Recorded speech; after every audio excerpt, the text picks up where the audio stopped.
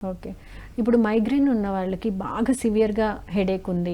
అంటే మైగ్రేన్‌తో బాగా సఫర్ అవుతున్నారు. అటువంటి క్రిటికల్ సిట్యుయేషన్‌లో బ్రెయిన్‌లో నరాలు డ్యామేజ్ అయ్యే ఛాన్సెస్ ఉంటాయా? దీంతోనుండదండి. హ్మ్. దీనికి అసోసియేటెడ్‌గా బీపీ రైజ్ అయినా ఓకే. అంటే స్టిమ్యులస్ అక్కడ రాకూడదు. హ్మ్. కామ్‌గా ప్రశాంతంగా ఉండాలి. హ్మ్. కానీ ఏదో స్టిమ్యులస్ వస్తుంది. లార్జ్ సౌండ్స్, పొల్యూషను, హ్మ్. ఏదో స్ట్రెస్‌ఫుల్ సిట్యుయేషన్. హ్మ్. అలాంటప్పుడు స్ట్రెస్ రైజ్ అయినప్పుడు బ్లడ్ సర్క్యులేషన్ ఎక్కువైతే లోపల అదే ఏమంటాం స్ట్రోక్ అది వస్తుంది. కానీ మైగ్రేన్కి దానికి డైరెక్ట్ కోరిలేషన్ లేదు. చాలా మంది అనుకుంటారు మైగ్రేన్ అనగానే తలకి సంబంధించింది అవునండి. కాబట్టి తలకి నొప్పి రాగానే బాగా ఎక్కువగా ఉంది.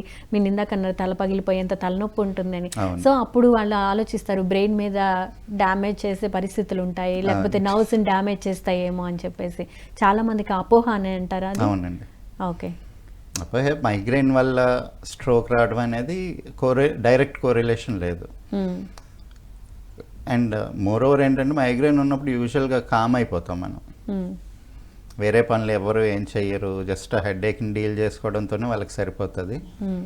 సో అలాంటప్పుడు మైగ్రేన్ వల్ల స్ట్రోక్ వచ్చే ఛాన్సెస్ నర్వ్స్ డ్యామేజ్ అయ్యే ఛాన్సెస్ అనేవి ఉండవంటారా? ఉండవండి. ఓకే అండి. మరి ఏ వయసు వారికి ఎక్కువగా వస్తూ ఉంటుంది మైగ్రేన్ అనేది? యూజువల్గా పిల్లల్లో స్టార్ట్ అవుతుందండి. అంటే చాలామందికి చైల్డ్హుడ్లో స్టార్ట్ అవుతుంది, కానీ మెజారిటీ టీనేజ్ ఆ టైంలో. ఎందుకు వాళ్ళకి ఇమ్యూనిటీ సిస్టమ్ కూడా బాగుంటుంది కదా? లేదు, అప్పుడే ఇమ్యూనిటీ సెట్ అవుతుంటుంది. మ్మ్. అప్పుడే అందుకే వాళ్ళకి ఎక్కువ సంవత్సరానికి 3 సార్లు 4 సార్లు జలుబులు చేస్తాయి. ఓకే. అండ్ యూజువల్గా ఆ టైంలో డైట్, బయటకు వెళ్ళి తినడం, మ్మ్.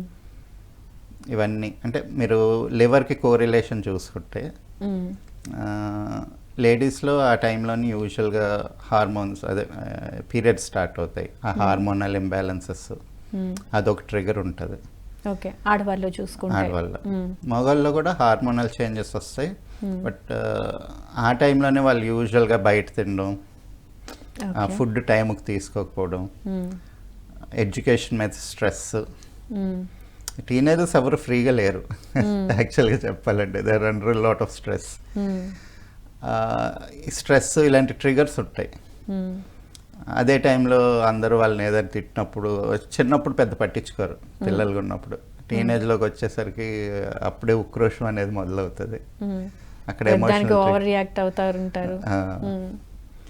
సో ఇవన్నీ కూడా లివర్ని స్టిమ్యులేట్ చేస్తున్నాయి. అట్ ద సేమ్ టైం వాళ్ళకి చాలా ఆకలి ఉంటుంది. ఇంకా క్లియర్గా తెలుసుకుందాం.